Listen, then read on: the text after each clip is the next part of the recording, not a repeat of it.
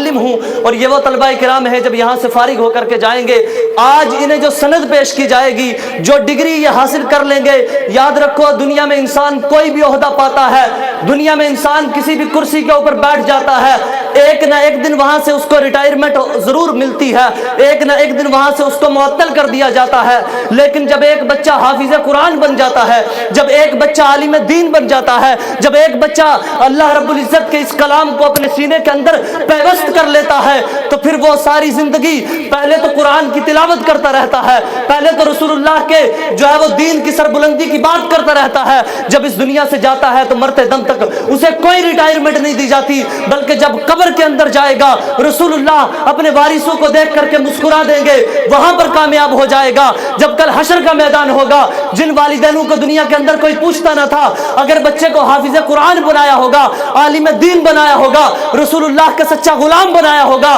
تو جب محشر کا میدان ہوگا تو رسول اللہ صلی اللہ علیہ وسلم کے سامنے اللہ رب العزت ان کے سروں پر ایسے تاج سجا دے گا کہ دیکھنے والے فخر کریں گے، کہیں گے یہ کون لوگ ہیں؟ تو اس وقت میرا رب فرمائے گا یہ وہ لوگ ہیں جنہوں نے اپنے بچوں کو دین محمدی کے لیے چن لیا تھا، جن کے بچوں نے قرآن کو اپنے سینے کے اندر پیوست کر لیا تھا، جنہوں نے شریعت مصطفیٰ کے لیے اپنی ساری خواہشات کو چھوڑ دیا تھا، دنیا کی تمام پوسٹوں کو چھوڑ کر کے، دنیا کی تمام کرسیوں کو چھوڑ کر کے محمد عربی کے دین کی ساری زندگی خدمت کی تھی، ان کے والدین کے سروں پر تاج رکھا جائے گا۔ حضرات ذی وقار، میں اپنے موضوع کی طرف آتا ہوں۔ میں نے قرآن پاک کی جو آیت کریمہ تلاوت کی ہے، اللہ رب العزت قرآن کے اندر ارشاد فرماتا ہے وَرَفَعْنَا لَكَ ذِكْرَكَ، کہ اے محبوب ہم نے تمہارے لیے تمہارے ذکر کو بلند کر دیا ہے، اے محبوب ہم نے تمہارے لیے تمہارے ذکر کو بلند کر دیا ہے۔ حضرات ذی وقار، اگر کوئی ہماری تعریف کر دے تو ہم سینہ چوڑا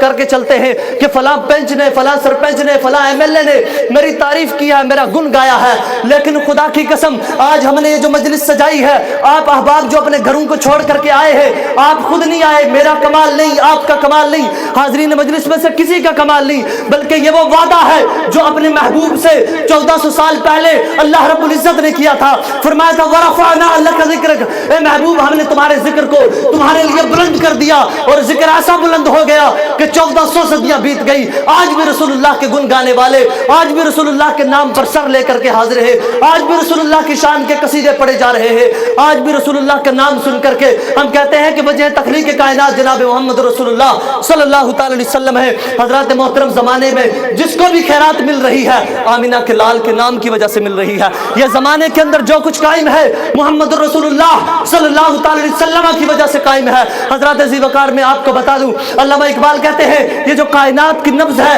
یہ جو کائنات چل رہی ہے، یہ جو کلیوں کا مسکرانا، یہ بلبل کا چہچہانا، یہ جو خوشبودار پودے، یہ جو کائنات چل رہی ہے، یہ کس کے صدقے سے ہے؟ علامہ اقبال سے سوال کیا گیا، اقبال نے کہا کائنات کسی وجہ سے کھڑی نہیں ہے، بلکہ ہونا یہ نام تو بلبل کا ترنم بھی نہ ہو، چمنے دہر میں کلیوں کا تبسم بھی نہ ہو، یہ نہ ساقی ہو تو پھر میں بھی نہ ہو، خم بھی نہ ہو، بزم توحید بھی نہ ہو، دنیا میں اور تم بھی نہ ہو۔ اقبال کہتا ہے خیمہ افلاک کا استادہ اسی نام سے ہے۔ بڑے بڑے لوگ آئے، کسی نے ریسرچ کیا آسمان پتہ نہیں کس وجہ سے کھڑا ہے، کسی نے ریسرچ کیا نہ جانے کس وجہ سے کھڑا ہے، لیکن جب کلندر لاہوری، درویش لاہوری، رسول اللہ کے عاشق صادق علامہ اقبال سے پوچھا گیا بتا اقبال یہ جو آسمان بنا پلر کے، بنا سپورٹ کے کھڑا ہے، اس کی وجہ کیا ہے؟ تو اقبال نے کہا میں تمہیں بتاتا ہوں، یہ محمد رسول اللہ کے نام کی وجہ سے کھڑا ہے بس۔ کہا یہ جو آسمان بنا کسی سپورٹ کے کھڑا ہے کوئی وجہ نہیں ہے، بس امام الانبیاء کا نام ہے۔ اور پھر جب میرے امام میرے آقا اعلی حضرت سے پوچھا گیا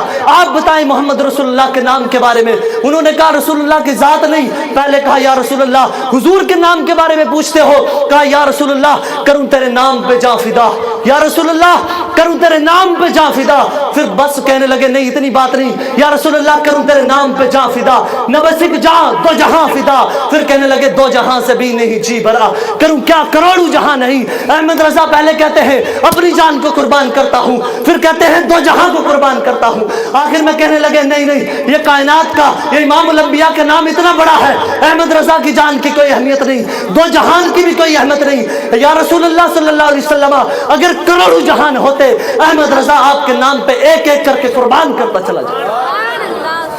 کہا ایک جہان نہیں، اگر کروڑوں جہان ہوتے تو احمد رضا ایک ایک آپ کے نام پہ قربان کرتا چلا جاتا۔ آپ کو اللہ رب العزت نے امام الانبیاء کی امت کے اندر پیدا کیا ہے، اور یہ وہ نبی ہے جب قبر کے اندر کوئی پوچھنے والا نہیں ہوگا تو امام الانبیاء تشریف لائیں گے. جب حشر کے میدان میں بخاری شریف کی حدیث ہے, جب ہم گناہگار امت روتے ہوئے جناب آدم کے پاس جائیں گے, جا کر کے عرض کریں گے حضرت آدم سے, انت صفیح اللہ اشفع لنا, آپ صفیح اللہ ہیں, ہماری شفاعت کیجئے, اللہ کی بارگاہ کے اندر ہمارا مقدمہ لڑیے. وہ کہیں گے لا اذهبوا الى غیری, وہ کہیں گے کسی دوسرے کے پاس چلے جاؤ. یہ امت وہاں سے لوٹے گی, ابراہیم کے پاس آئے گی, کہے گی انت خلیل اللہ اشفع لنا, وہ کہیں گے اذهبوا الى غیری, کسی دوسرے کے پاس چلے جاؤ. وہاں سے لوٹ کر کے آئے گی یہ امت جناب موسیٰ کے پاس آئے گی, انت کلیم اللہ اشفع لنا, آپ رب سے کلام کرنے والے ہیں, رب سے باتیں کیا کرتے تھے, ہماری شفاعت کیجئے. وہ کہیں گے نہیں آج میں شفاعت نہیں کر سکتا. چلتے جائیں گے چلتے جائیں گے چلتے جائیں گے, تمام نبیوں کے پاس جائیں گے, سب جواب دیں گے اذهبوا الى غیری اذهبوا الى غیری, کسی دوسرے کے پاس چلے جاؤ. آج اس بات کو سنیے اور اپنے سینوں کے اندر نقش کر لیجئے اور پراؤڈ فیل کریے کہ اللہ رب العزت نے آپ کو امام الانبیاء کی امت کے اندر پیدا کیا ہے. جب سب کہیں گے اذهبوا الى غیری, کسی دوسرے کے پاس چلے جاؤ, دوسرے کے پاس چلے جاؤ. جب ہم گناہگار امت امام الانبیاء جناب محمد رسول اللہ صلی اللہ تعالی وسلم کی بارگاہ کے اندر جائیں گے,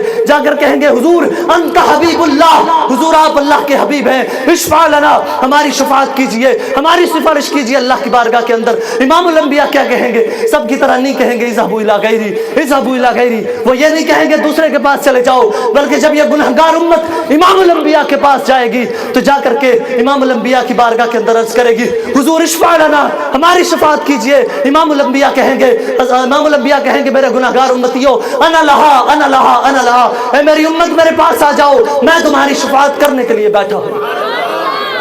کہیں گے میں تمہاری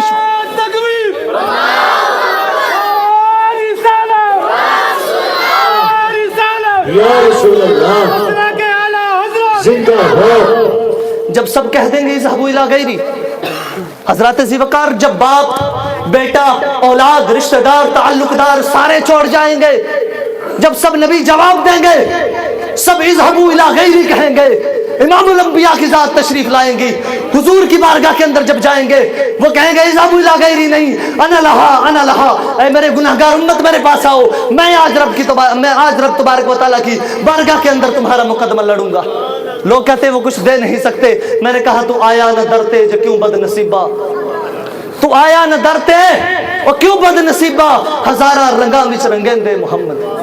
ہاں جی, حضور صلی اللہ علیہ وسلم جو انسان کو دے سکتے ہیں, حضور نے جو کچھ ہمیں دیا ہے, خدا کی قسم قیامت تک ہم اس کا احسان نہیں چکلا سکتے. اللہ رب العزت کا شکر ہے, اللہ رب العزت نے ہمیں جو کتاب دی کلام اللہ تمام کتابوں سے افضل, اللہ نے جو ہمیں دین دیا وہ تمام دینوں سے افضل, جو ہمیں نبی دیے اس نبی کی مثال یہ ہے, اس نبی کی شان یہ ہے کہ جب امام الانبیاء کی باری آئی, جب حضرت موسیٰ علیہ السلام رب سے کلام کرنے کے لیے جا رہے ہیں, بیداری کے عالم میں ہے, کوہ طور پر ہے, اللہ کی بارگاہ کے اندر عرض کرتے ہیں یا اللہ میں آپ کو دیکھنا چاہتا ہوں. رب کہہ رہا ہے موسیٰ لن ترانی, تم مجھے نہیں دیکھ سکتے. موسیٰ نہیں دیکھ سکتے. ادھر جناب موسیٰ عرض کر رہے ہیں, جاگے ہوئے ہیں, بیداری کے عالم میں ہیں, کوہ طور پر بیٹھے ہیں, عرض کر رہے ہیں اللہ کی بارگاہ کے اندر زیارت کروا دیجئے, زیارت کروا دیجئے. سب جواب دے گئے. اس وقت رب نے کہا نا نا زیارت نہیں کروا سکتا, موسیٰ تم دیکھ نہیں سکتے. اور ادھر امام الانبیاء کی جب باری آئی, جناب موسیٰ ادھر سے کہہ رہے ہیں,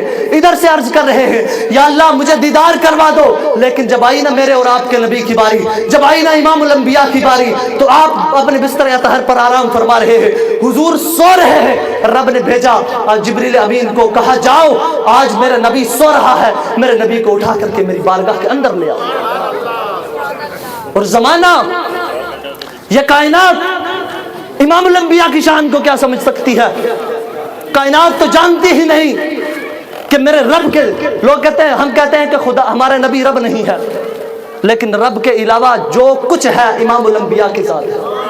رب کے علاوہ جو کچھ ہے امام الانبیاء کی ذات ہے. اللہ رب العزت نے اس کائنات کو جس کی وجہ سے وجود لایا, اللہ رب العزت نے اس کائنات کو جس نام کے صدقے سے پیدا کیا, وہ نام امام الانبیاء کی ذات ہے. حضرات ذوالفقار उलमाए किराम तशरीफ़ फरमा है। अगर मेरे बोलने में कोई गलती खामी हो तो मैं दुआ गो हूँ कि अल्लाह रब्बुल इज़्ज़त मेरे गुनाहों को माफ़ फरमाए। और जितने भी उलमाए किराम यहाँ पर तशरीफ़ फरमा है, अगर कोई मेरे बोलने में गलती हो तो मैं अर्ज़ करूँगा कि फ़ौरन मेरी गिरफ्त फरमाए और मेरी इस्लाह फरमाए। अल्लाह रब्बुल इज़्ज़त से दुआ है कि अल्लाह रब्बुल इज़्ज़त कहने से सुनने से ज़्यादा अमल करने की तौफीक अता फरमाए। मेरे महबूब की जितनी भी तारीफ़ की जाए आखिर नतीजा यही निकलेगा कि जड़ा दरे रसूल ते झुक जावे किसी होर दवारे ते झुकदा नहीं। बारा झुकिया सोने ने सारियां दा, बारा कोई भी किसी दा झुकदा नहीं। और ओदे करम दा है दरिया ऐसा जड़ा किसी भी रुत विच सुकदा नहीं। साबिर जिन्ना भी जिक्र हुजूर करिए सा मुक जांदे, जिक्र मुकदा नहीं। वमा अलैना इल्लल बलाग वमा तौफीक इल्ला बिल्लाह बिरहमतिक या अरहमर राहिमीन।